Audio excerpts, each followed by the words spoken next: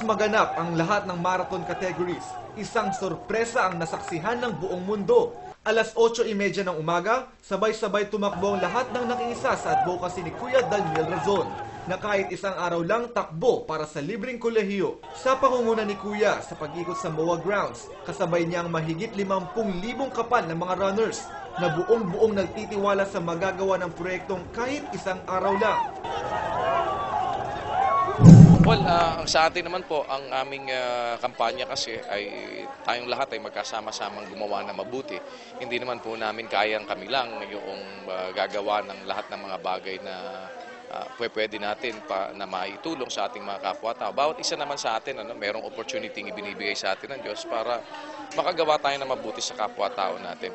At ang ating pag-anyaya sa kanila na sila mag-umpisa rin na ugaliin na kung ano yung pwede natin gawing mabuti sa kapwa-tao natin in our own little way. Kahit hindi po dun sa project ng isang araw lang o kahit hindi sa ating mga proyekto, kahit sa sarili nila, kahit na saan, sa malayo, kahit na basta't kahit nag-iisa lang sila, kung meron silang nakitang pagkakataon na makagawa ng mabuti naman sa iba, o may makasalubong sila, o meron silang mga nakitang pwedeng tulungan, ang atin lahat ng pagkakataon na meron tayo, let's grab the opportunity to do good. At huwag natin kalimutan na yung mabuting gawa, hindi magbubunga ng masama.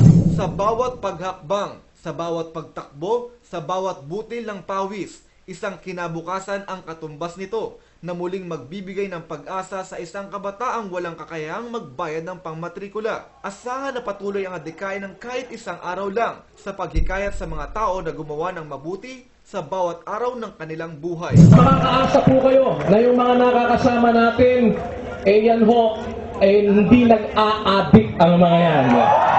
Tama ba mga kasama? No to drugs! Yes to God! Ayos! Ranty para sa Sports Update.